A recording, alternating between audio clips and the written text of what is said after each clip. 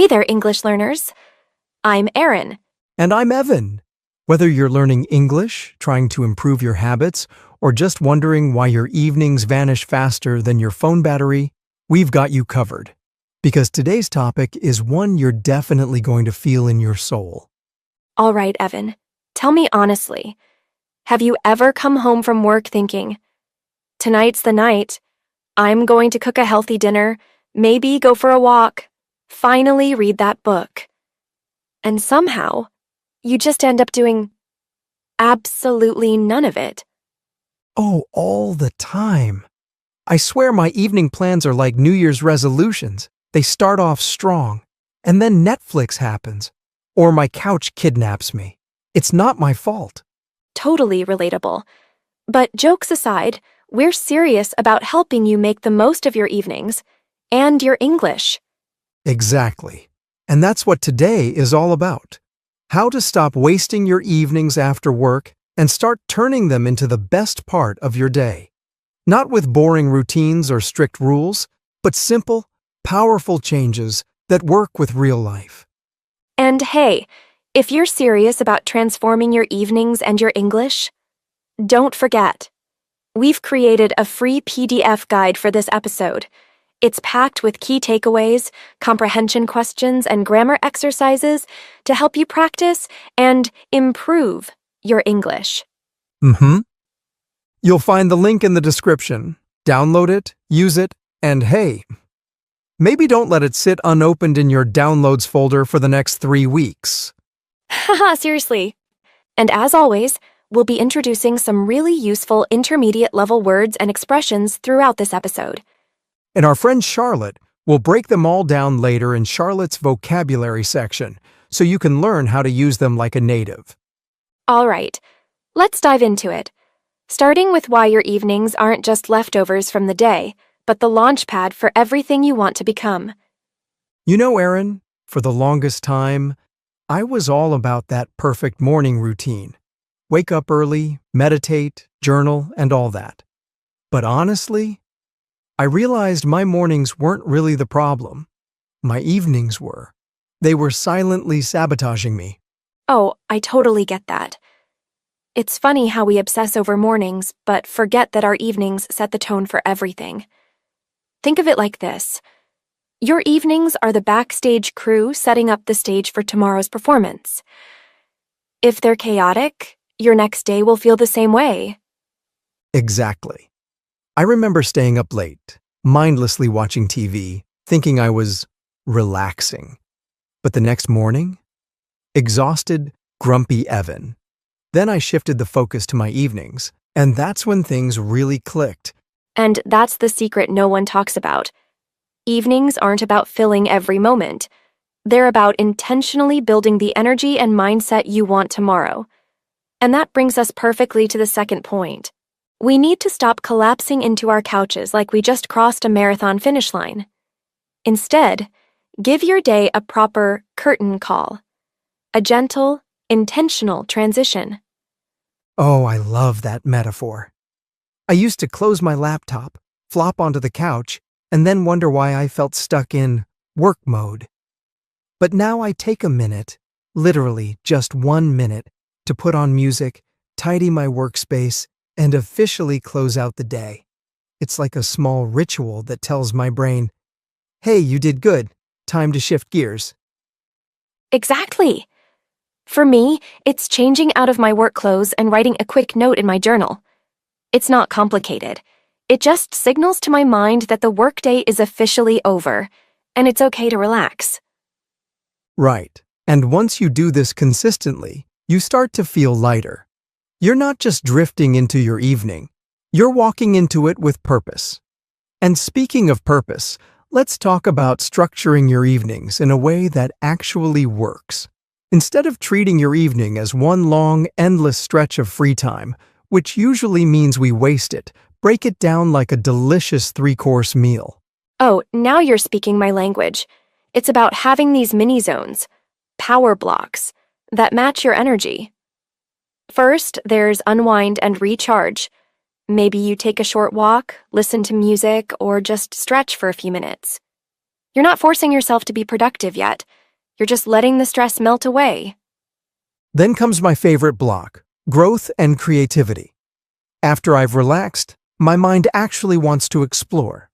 This is when I might read, practice a hobby, or learn something new. It feels satisfying because it's not forced. It's naturally the next course. And finally, connection and reflection. This is your dessert. Time spent with people you love, or even just journaling or reflecting quietly. You're ending your evening feeling truly fulfilled, rather than just mindlessly drifting until bedtime. Exactly. And when your evenings have this gentle structure, you don't dread tomorrow. You genuinely look forward to it. And that's what this is all about.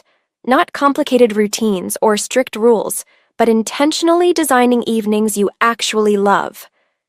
Now, even with these power blocks, here's something important. Don't obsess over having a perfect plan every evening. Instead, prime your environment so it gently nudges you towards what you want to do. Oh yeah, this changed the game for me. I used to have these detailed evening schedules that I never followed, but then I realized just leaving my guitar visible in the living room rather than packed away meant I actually started playing regularly.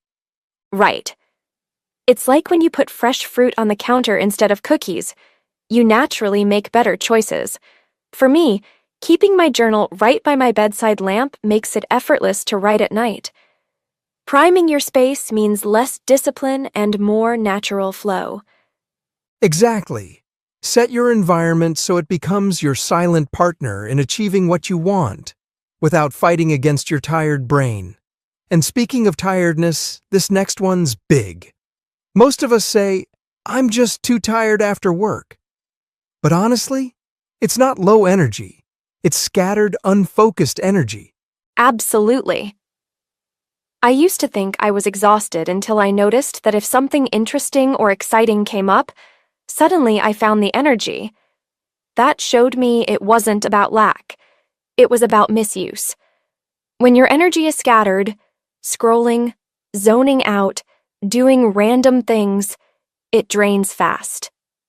Exactly. I started timing myself and noticed that even 20 minutes spent on a creative activity felt amazing. Far better than 2 hours of drifting from one distraction to another. And it's not about forcing productivity. It's about channeling energy consciously. Pick just one meaningful thing. Do it for a short period. Watch your evening mood shift dramatically. Yes. And this leads us straight into something many of us struggle with. Let's talk honestly about Netflix, or any streaming platform. Entertainment is wonderful, but too often it becomes a form of escape. Evan, have you ever gotten stuck in that loop? Oh, countless times. I'd start with just one episode and somehow finish an entire season. The problem wasn't Netflix itself. It was the way I was using it, as an escape instead of intentional relaxation. Exactly. It's all about choosing shows or films intentionally, not falling into that autoplay trap. I've found that watching something with a finite ending, like a movie or a documentary, feels refreshing. You enjoy it, and then you're free to move on. That's such a great tip. Swapping endless series for films or shows with definite endings has completely changed how I unwind. It's entertainment without the regret of lost time. And once you start watching intentionally, it frees your evening up for more fulfilling things. Speaking of freeing up your evenings, here's one of my favorite strategies: habit stacking.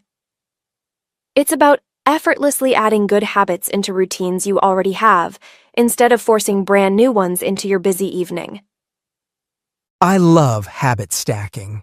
It totally changed my evenings. For instance, every night when I brush my teeth, I listen to a quick podcast. It's become so automatic that I don't even think about it anymore. It's just second nature. That's the beauty of it. No extra effort, just smarter habits. For me, Cooking dinner now means mentally reviewing 3 things I'm grateful for. It makes ordinary moments meaningful without any extra pressure. Exactly. Stack your habits gently. Don't stack your stress. And honestly, once you start stacking simple habits, your evenings transform from chaotic to calming. And that calmness perfectly sets you up for the last, and honestly, most powerful, evening practice.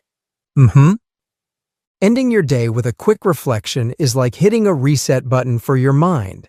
It helps you close the day thoughtfully rather than drifting into tomorrow with unfinished mental loops. Totally. Before bed, I simply ask myself 3 questions. What gave me energy today? What drained me? And what am I proud of? It takes just 2 minutes, but the clarity and peace it brings is incredible. I started doing this recently, and I found it genuinely surprising how much clearer my head feels.